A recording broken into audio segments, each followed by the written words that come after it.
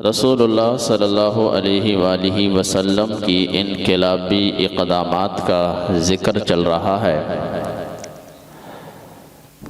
بات آپ کے سامنے یہ کی جا رہی ہے کہ اللہ کے نبی صلی اللہ علیہ وسلم نے اس سرزمین پر انقلاب برپا فرمایا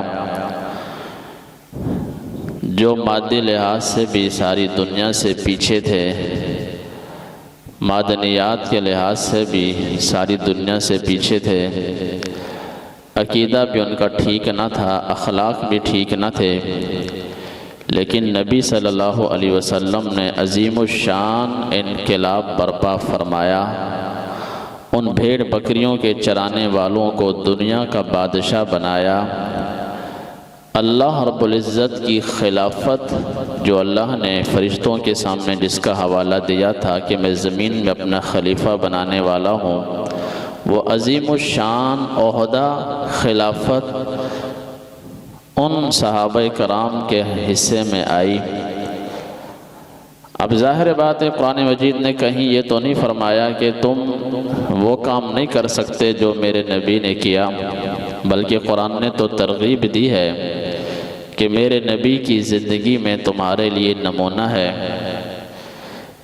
قرآن نے تو یہ حکم دیا ہے کہ نبی علیہ السلام کے طریقے پر چلو، جس طرح انہوں نے محنت کی دین کی سربلندی کے لیے، انسانیت کی بھلائی کے لیے۔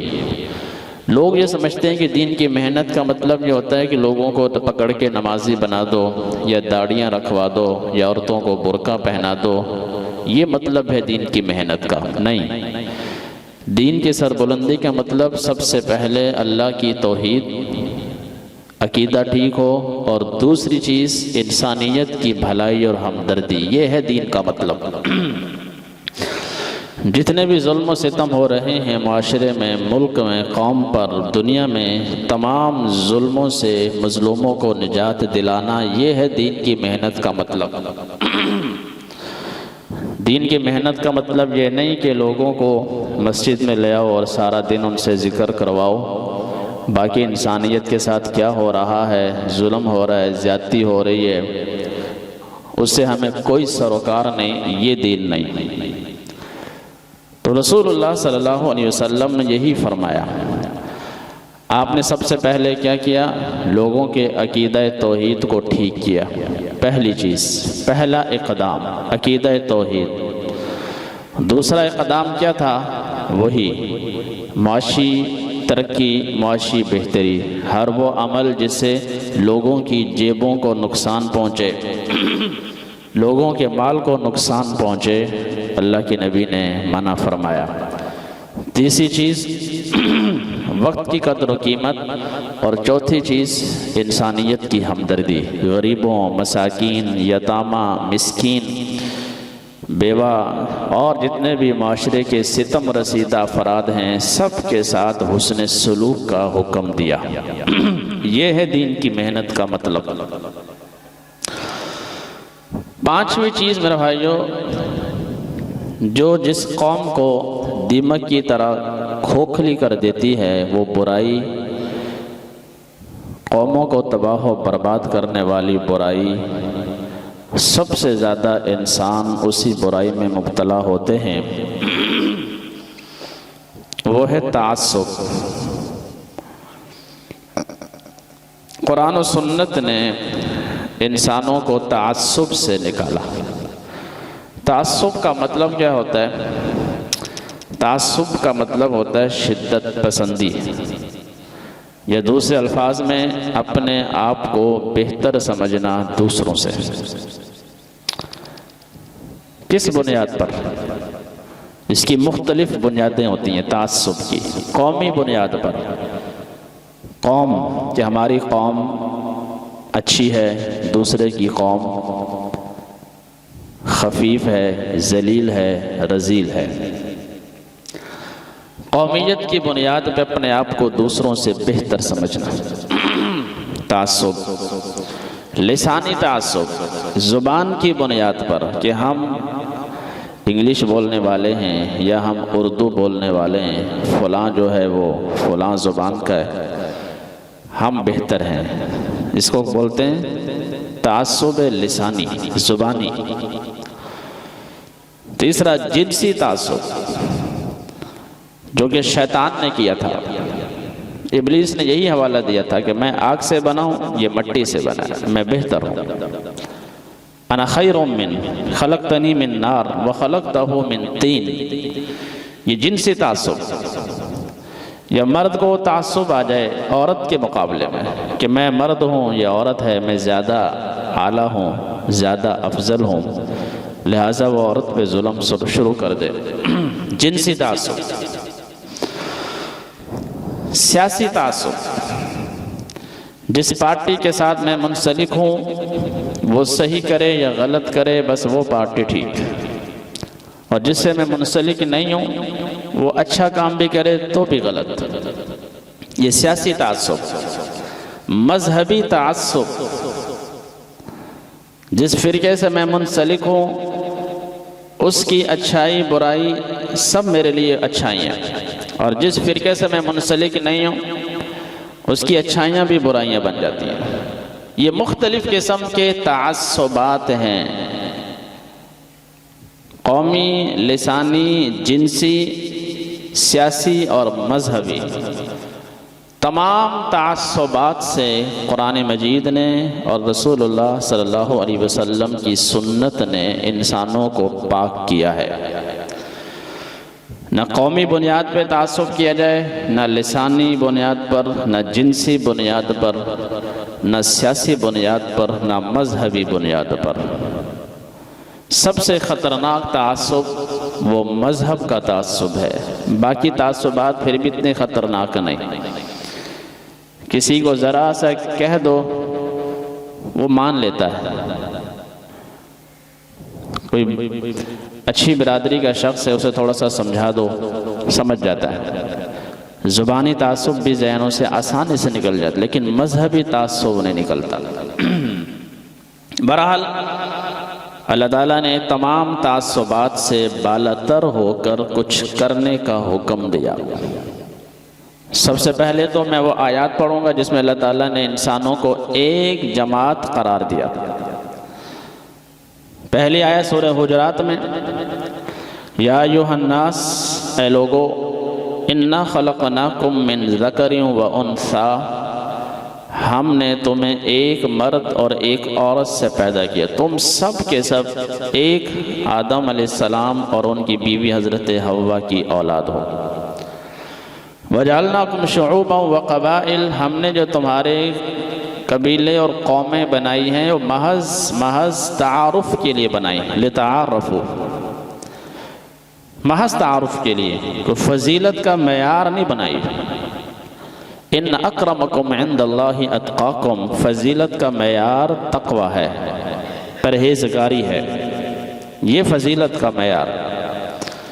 نیکی یہ فضیلت کا معیار۔ قوم، قبیلہ، ملک، خاندان، اللہ تعالیٰ کیا فرماتے ہیں کہ یہ فضیلت کا معیار نہیں ہے، یہ سارے پیشے ہیں۔ دوسری آیت اللہ تعالیٰ نے پارہ نمبر 17 میں اور پارہ نمبر 18 میں بھی بڑے واشگاف الفاظ میں ارشاد فرمایا، ان ھذہ امتکم امۃ واحدہ، کہ بے شک لوگوں کو اللہ نے ایک جماعت بنایا، ایک انسان، اللہ کا بندہ، ایک جماعت، ایک عقیدہ۔ وَأَنَا رَبُّكُمْ، لہٰذا لوگو میں تمہارا رب ہوں، فَاتَّقُونَ، مجھ سے ڈرو۔ جو کام کرنے کا وہ کیا ہے؟ پارہ نمبر 18 میں لفظ ہے فَاتَّقُونَ، مجھ سے ڈرو، اور پارہ نمبر 17 میں جو لفظ ہے وہ ہے فَاعْبُدُونَ، میری غلامی کرو، میری بندگی۔ جو کام کرنے کا وہ یہ ہے، ان چکروں میں نہ پڑھو کہ میری قوم اعلیٰ، میری زبان اعلیٰ، میرا فرقہ اعلیٰ۔ کام کرنے کا کیا ہے؟ اللہ کی بندگی، اللہ کی غلامی، اللہ کے وہ کام جن سے اللہ نے منع فرمایا ان کو چھوڑنا، جن کے کرنے کا حکم دیا ان کو کرنا، اسے تقوی بولتے ہیں۔ 17 پارے میں فعبدون کا لفظ ہے، میری عبادت۔ 18ویں پارے میں فتقون کا لفظ ہے، مجھ سے ڈرو۔ لیکن لوگوں نے ایسا نہیں کیا۔ آگے اللہ تعالیٰ ارشاد فرماتے فَتَقَطَّعُوا أَمْرَهُمْ بَيْنَهُمْ زُبُرًا، لوگ فرقوں میں بٹ گئے، قومیت کی بنیاد پر، زبان کی بنیاد پر، سیاست کی بنیاد پر، مذہب کی بنیاد پر لوگ فرقوں میں بٹ گئے۔ کل حزب بما لدیہم فرحون، ہر گروہ اپنے عقائد پر یا اپنی چیزوں پر خوش ہے، چاہے وہ غلط ہی کیوں نہ ہو۔ یہ قرآن کے الفاظ ہیں۔ اللہ تعالیٰ نے لوگوں کی نفسیات کے مطابق اپنا کلام نازل فرمایا۔ کل حزب بما لدیہم، جو کچھ اس کے پاس ہے۔ اب اس نے یہ نہیں دیکھنا کہ میرا جو عقیدہ ہے یا میرا جو عمل ہے یا میری قوم ہے یا میرے اخلاق ہیں وہ صحیح ہیں یا نہیں، یہ نہیں دیکھنا، بس جو کچھ اس کے پاس ہے وہ اس پر خوش ہے۔ فَذَرْهُمْ فِي غَمْرَتِهِمْ، اللہ تعالیٰ نے بڑی سختی سے وعید فرمائی، اے میرے نبی صلی اللہ علیہ وسلم ان لوگوں کو ان کے حال پر چھوڑ دیں، ان کی سرکشی میں ان کو چھوڑ دیں، حتیٰ حین، ایک مقررہ وقت تک۔ کیا مطلب؟ یہ جو سرگرداں ہیں اپنے فرقوں پہ، اپنے تعصب میں، ان کو ان کے حال پہ چھوڑ دیں موت تک، اس کے بعد پھر میں ان کو پکڑوں گا۔ اور پارہ نمبر 17 میں یہی الفاظ ہیں، تھوڑے سے بدل دیے، کُلٌ إِلَيْنَا راجعون، اے نبی صلی اللہ علیہ وسلم یہ فرقوں میں بٹ گئے، یہ سب کے سب ہماری طرف لوٹ کر آئیں گے، پھر ہم ان کو بتائیں گے۔ إِنَّ إِلَيْنَا إِيَابَهُمْ ثُمَّ إِنَّ عَلَيْنَا حِسَابَهُمْ، یہ ہمارے پاس لوٹ کر آئیں گے، پھر ہم ان سے حساب لیں گے۔ پارہ نمبر 2 میں اللہ تعالیٰ نے مزید ارشاد فرمایا، کان الناس امۃ واحدہ، لوگ ایک جماعت تھے، ایک، کوئی قوم نہیں، سیاست مذہب کی بنیاد پر کوئی فرقہ نہیں۔ فبعث اللہ النبیین مبشرین ومنذرین، اللہ نے پیغمبر بھیجے۔ پیغمبروں کا مقصد کیا تھا؟ کہ نیک لوگوں کو جنت کی بشارت اور بروں کو جہنم سے ڈرانا۔ وَأَنزَلَ مَعَهُمُ الْكِتَابَ بِالْحَقِّ، اللہ نے ان نبیوں کے پر کتابیں نازل فرمائیں، کیوں؟ لِيَحْكُمَ بَيْنَ النَّاسِ فِي مَا اخْتَلَفُوا فِيهِ، تاکہ وہ پیغمبر اس کتاب خدا کے ذریعے سے لوگوں کے درمیان ان مسائل میں جن میں لوگ اختلاف کرتے ہیں، وہ نبی اس کتاب کی مدد سے لوگوں کے مختلف مسائل کے بیچ میں فیصلہ کر سکے، بتا سکے یہ ٹھیک ہے یہ غلط ہے۔ وَمَا اخْتَلَفَ فِيهِ إِلَّا الَّذِينَ أُوتُوهُ مِن بَعْدِ، لیکن لوگوں نے کتاب نازل ہونے کے باوجود، نبی آنے کے باوجود اختلاف کیا۔ کیوں اختلاف کیا؟ بغیم بینہم، آپس کی ضد کی وجہ سے، آپس کے تعصب کی وجہ سے۔ یہ قرآن کے الفاظ ہیں۔ اللہ نے نبی اتارا، اللہ نے پیغمبر بھیجا، اللہ نے کتاب نازل فرمائی، کیوں؟ یہ لوگ ایک کتاب پر جمع ہو جائیں، ایک ضابطہ حیات پر جمع ہو جائیں، ایک آئین پر جمع ہو جائیں، ایک نظام پر جمع ہو جائیں، ایک شخصیت پر جمع ہو جائیں، ایک کتاب پر جمع ہو جائیں۔ اللہ نے اس لیے کتاب اتاری، اس لیے پیغمبر بھیجا، لیکن لوگوں کا آپس کا تعصب اتنا سخت تھا، اس تعصب کی بنیاد پر لوگ جمع نہیں ہوئے۔ فَهَدَى اللَّهُ الَّذِينَ آمَنُوا لِمَا اخْتَلَفُوا فِيهِ مِنَ الْحَقِّ بِإِذْنِهِ، لیکن اللہ نے ایمان والوں کو بہرحال پھر بھی ہدایت دے دی۔ جو اچھے لوگ تھے، جن کے دل صاف تھے، جو سمجھنا چاہتے تھے، جو راہ حق کی تلاش میں تھے، اللہ نے انہیں ہدایت دے دی، ان کو سمجھ دے دی، ان کو ان تعصبات سے بالاتر فرمایا۔ وہ ان تعصبات سے نکل گئے. کہاں حضرت عمر، کہاں حضرت بلال، کتنا فرق ہے. وہ قریش خاندان کے چشم و چراغ ہیں، وہ حبشہ کے حبشی غلام ہیں، لیکن جب بلال حبشی آتے تھے عمر کھڑے ہو کر احترام کرتے تھے. کہاں وہ قریش خاندان کے چشم و چراغ، کہاں وہ خلیفہ وقت، کہاں وہ بلال حبشی غلام. لیکن جب آتے تھے حضرت بلال کو دیکھ کر کھڑے ہو کر کیا فرماتے تھے؟ ہمارے آقا آ گئے. یہ ایمان والے تھے، اللہ نے کو ہدایت دے دی. لیکن جو لوگ ضدی تھے، سرکش تھے، باغی تھے، وہ ہدایت سے محروم ہو گئے. ابو جہل، ابو لہب، بڑے بڑے سرداران مکہ، سرداران قریش ہدایت سے محروم رہ. کیوں؟ ان کو ہدایت کی طلب ہی نہیں تھی. تو یہ بات اللہ تعالیٰ نے کیا فرمائی کہ لوگ ایک جماعت تھے. اللہ نے کتاب نازل فرمائی، اللہ نے پیغمبر بھیجا کہ لوگ اس ایک پیغمبر پر جمع ہو جائیں، ایک کتاب پر جمع ہو جائیں، لیکن لوگ جمع نہیں ہوئے. نبی صلی اللہ علیہ وسلم کے دور میں بھی ایسا تھا، آج بھی ایسا ہے. آپ کے زمانے مبارک میں بھی اسی طرح تھا، آج بھی اسی طرح ہے. جب نبی کے زمانے میں ایسا تھا تو آج ایسا کیوں نہیں؟ آج تو بلکہ زیادہ ہے. نبی بیچ میں موجود ہے، قرآن اتر رہا ہے، پھر بھی لوگ جمع نہیں ہوئے ایک نبی پر.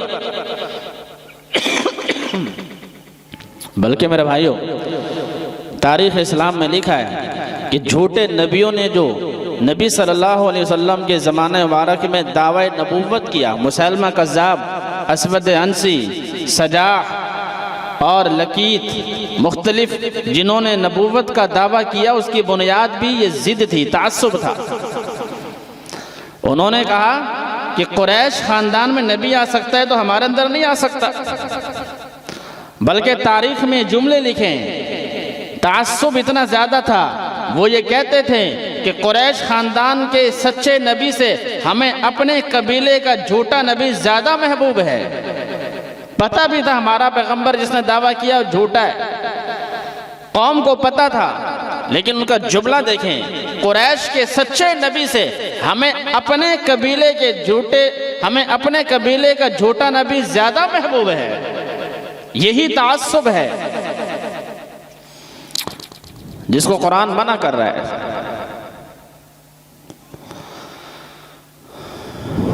رسول اللہ صلی اللہ علیہ وسلم نے میرے بھائیوں اپنے آخری خطبہ حجۃ الوداع میں واضح الفاظ میں منع فرمایا کہ لوگوں، کسی عربی کو کسی عجمی پر، کسی گورے کو کسی کالے پر، کسی سفید کو کسی سرخ پر کوئی فضیلت فوقیت حاصل نہیں.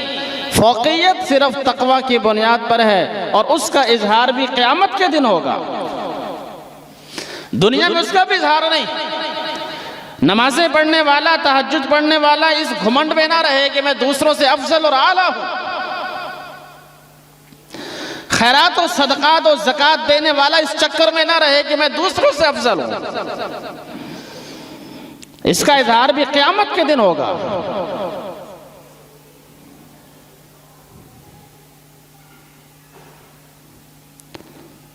کیا فرمایا؟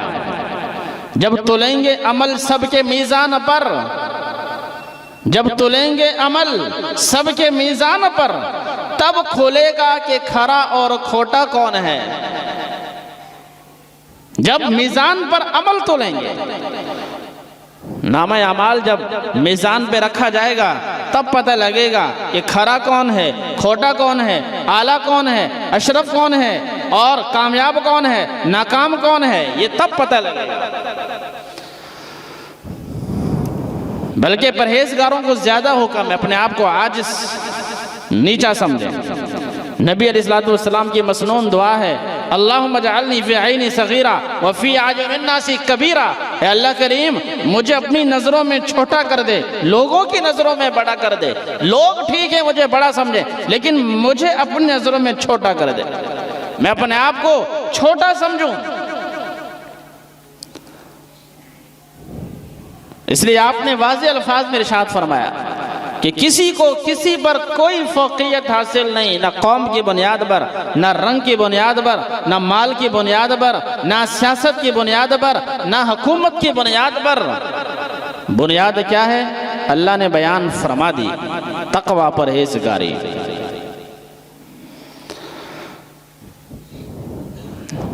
یہاں تعصبات ہی بڑے میرے بھائیوں، جو جس فرقے سے منسلک ہے وہ دوسرے فرقے کو کچھ سمجھتے ہی نہیں، جو جس سیاسی گروہ سے منسلک، حالانکہ آپ علیہ السلام نے منع فرمایا، حدیث شریف کے الفاظ ہیں، جو شخص تعصب میں مبتلا ہو، شدت پسندی میں مبتلا ہو، اس کا میری امت سے کوئی تعلق نہیں۔ سیاسی وابستگی کریں، منع نہیں، لیکن اگر کسی دوسری پارٹی کو اقتدار مل جائے اور وہ صحیح کام کر رہی ہے تو اسے دل و جان سے قبول کرنا چاہیے، اس کی سپورٹ کرنی چاہیے۔ محض اور محض اگر کسی کی مخالفت کرنی ہے پارٹی کی بنیاد پر نہیں، غلطی کی بنیاد پر، وہ غلطی کوئی بھی کر سکتا ہے۔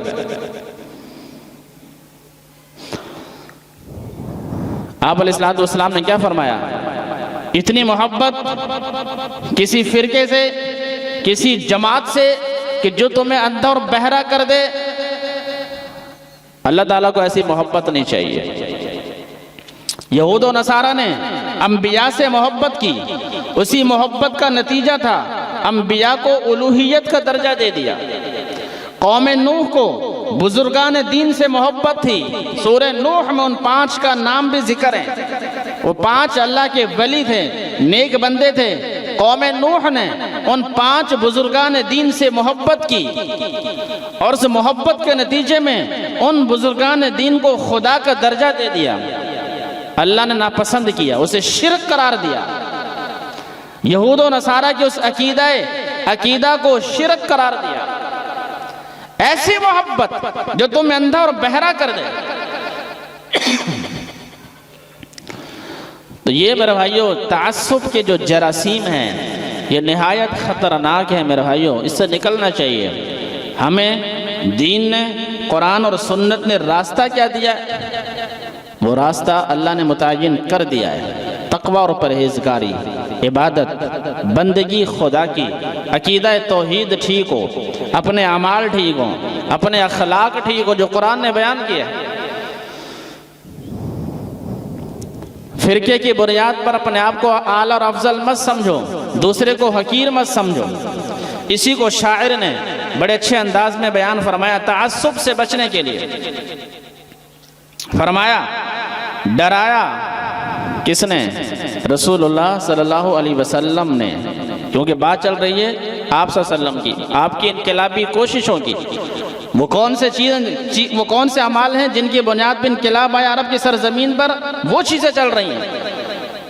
یہ 5ویں چیز ہے تعصب سے پاک کرنا۔ صحابہ کرام اللہ کے فضل سے ان چیزوں سے پاک تھے، وہ ان چیزوں سے بلند تھے۔ کوئی فرقہ نہیں ہے صحابہ میں، اختلاف بھی وہ کرتے تھے لیکن اس کو تعصب نہیں بناتے تھے، محبت کرتے تھے ایک دوسرے سے۔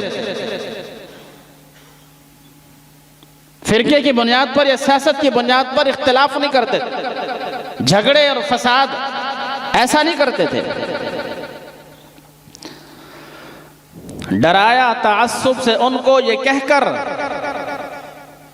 ڈرایا تعصب سے ان کو یہ کہہ کر کہ زندہ رہا اور مرا جو اسی پر، ہوا وہ ہماری جماعت سے باہر، وہ ساتھی ہمارا نہ ہم اس کے یاور، نہیں حق سے کچھ اس محبت کو بہرا کہ جو تم کو اندھا کرے اور بہرا۔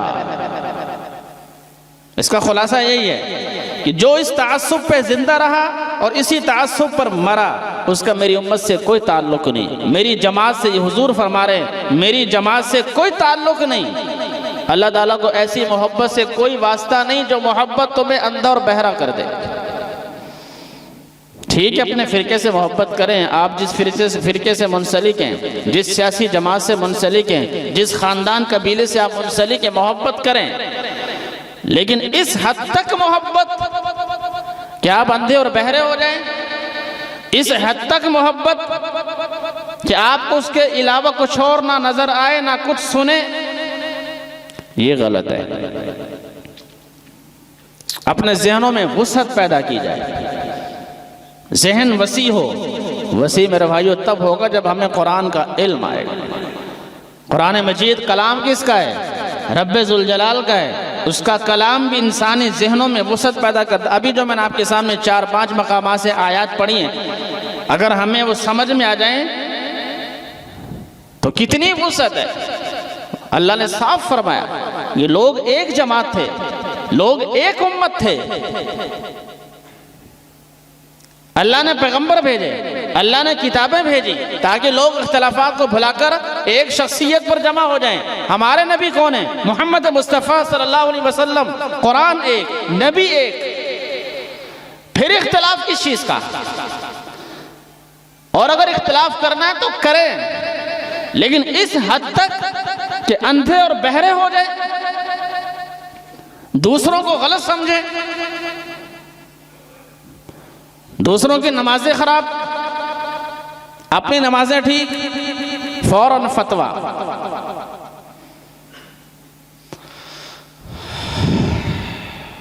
یہ 5ویں چیز میرے بھائیوں جو رسول اللہ صلی اللہ علیہ وسلم نے اور قرآن مجید نے اپنے پیروکاروں کی اصلاح فرمائی۔ امت بنے گی تب ایک جب ان تعصبات سے نکل جائیں، انسان ہونے کے ناطے ہم ایک دوسرے سے محبت کریں، فرقوں کا ذہن سے تصور نکال دیں، قرآن کی طرف آئیں۔ اللہ نے خود فرمایا یا ایہا الذین آمنوا اتقوا اللہ حق تقاتہ، ایمان والو اللہ سے ڈرو جیسا کہ ڈرنے کا حق ہے، ولا تموتن الا وانتم مسلمون، موت اس حال میں آئے کہ تم اللہ کے فرما بردار بندے بن کے رہنا۔ اس حال میں موت آئے، اللہ تم سے راضی ہو۔ یا اللہ یہ کیسے ہوگا؟ یا اللہ کریم تقوی پرہیزگاری کا حق کیسے ادا ہوگا؟ اللہ کریم ہم تیرے فرما بردار کیسے بنیں گے؟ اللہ نے راستہ دکھایا قرآن کا، وَاعْتَصِمُوا بِحَبْلِ اللَّهِ جَمِيعًا، لوگو اللہ کی رسی قرآن کو مضبوطی سے پکڑو، وَلَا تَفَرَّقُوا، فرقوں میں مت بٹو، نکالو یہ تعصب ذہنوں سے میرے بھائیو، مسلمان بنو۔ ابراہیم علیہ السلام نے نام کیا رکھا ہے ہمارا؟ سورہ حج کی آخری آیت وَجَاهِدُوا فِي اللَّهِ حَقَّ جِهَادِي، دین کے لیے محنت کرو، هُوَ اجْتَبَاكُمْ، اللہ نے تمہیں دین کے لیے چن لیا ہے، وَمَا جَعَلَ عَلَيْكُمْ فِي الدِّينِ مِنْ حَرَجٍ، تمہارے دین میں اللہ نے کوئی مشکل چیز نہیں رکھی، دین کو آسان بنایا ہے۔ ملت ابیکم ابراہیم، ابراہیم علیہ السلام کی ملت کی پیروی کرو، هُوَ سَمَّاكُمُ الْمُسْلِمِينَ، ابراہیم علیہ السلام نے تمہارا نام مسلمان رکھا ہے، مسلمان بنو۔ مسلمان کا مطلب فرما بردار۔ ابراہیم علیہ السلام نے اللہ سے دعا کی ہے وَمِن ذُرِّيَّتِنَا أُمَّةً مُسْلِمَةً لَكَ، اے اللہ میری اولاد میں ایسی جماعت پیدا فرما جو مسلمان ہو۔ مسلمان کا لفظ ہے، کسی فرقے اور قوم کا لفظ نہیں۔ بیت اللہ شریف کی تعمیر کر کے دعا مانگ رہے میری اولاد میں، میرے پیروکاروں میں، میرے ماننے والوں میں ایسی جماعت جو مسلمان ہو۔ مسلمان کا ذکر ہے تو مسلمان بنو میرے بھائیو۔ یہ دشمن قوتیں ہوتی ہیں جو فرقوں کو ہوا دیتے ہیں۔ میں کسی کام سے تھانے میں گیا تو تھانے کا جو سربراہ ہے مجھ سے پوچھتا ہے کہ مولوی صاحب آپ کا کس فرقے سے تعلق؟ میں نے اس کو جھاڑا پھر، میں نے کہا کہ آپ سرکاری وردی پہن کر یہ سوال کر رہے ہیں کس فرقے سے تعلق ہے؟ اس کا مطلب ہے کہ فرقوں کا چکر یہ آپ کی طرف سے ہے۔ پھر کہتا نہیں ایسی بات نہیں ہے۔ میں کہا مسلمان ہیں، مومن ہیں، اللہ کو مانتے ہیں، نبی کو مانتے ہیں، بس آپ کا کیا تعلق ہے سوال کرنے کا کس فرقے سے تعلق؟ اس کا مطلب ہے آپ کے ذہنوں میں کوئی مسئلہ ہے۔ یہ دشمن قوتیں فرقوں کو ہوا دیتے ہیں۔ مسلمان بنو، قرآن نے یہی کہا ہے جگہ جگہ پر۔ یہ کیا نماز پڑھتے ہیں، تہجد بھی پڑھتے ہیں، لیکن دوسروں کی غیبت کرتے ہیں، دوسروں کا دل دکھاتے ہیں، رشوت کھاتے ہیں، سود کھاتے ہیں۔ ایسے سجدوں کا کیا فائدہ؟ ایسی نماز کا کیا فائدہ؟ تمام انسانی مسائل کا حل تقوی اور پرہیزگاری میں سورہ طلاق میں اللہ تعالیٰ نے 3 مرتبہ ارشاد فرمایا، ایک رکوع میں 3 دفعہ، من یتق اللہ یجعل لہ مخرجا من یتق اللہ یجعل لہ من امرہ یسرا، جو اللہ سے ڈرتا ہے، گناہوں کو چھوڑتا ہے، اللہ ہر مشکل آسان کر دیتا ہے، اسے ایسی جگہ سے رزق عطا فرماتے ہیں جہاں سے اسے وہم و گمان بھی نہیں ہوتا۔ یہ دنیاوی چیز بیان فرمائی، دنیاوی چیز، انسان کی ضرورت یہی ہے۔ سب سے بڑا مسئلہ انسان کا رزق ہے جو تقوی میں رکھا ہے۔ اور اخروی چیز بیان فرمائی، من یتق اللہ یکفر عنہ سیئاتہ، جو اللہ سے ڈرتا ہے اللہ اس کے گناہوں کو مٹا دیتا ہے، اس کے لیے بہت بڑا اجر تیار کر رکھا ہے، آخرت کی بھی بھلائی، دنیا کی بھی بھلائی۔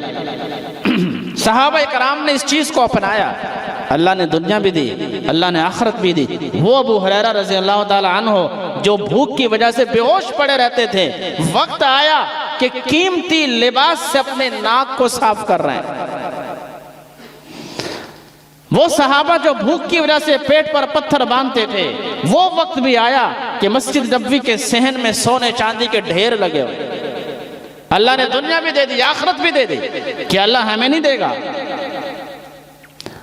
اللہ ہمیں بھی دے گا، لیکن ان چیزوں کو اپنایا جائے۔ یہ انقلابی اقدامات میرے بھائیوں، تعصب سے بچیں اور تقوی اور پرہیزگاری اختیار کریں۔ وما علینا الا البلاغ المبین۔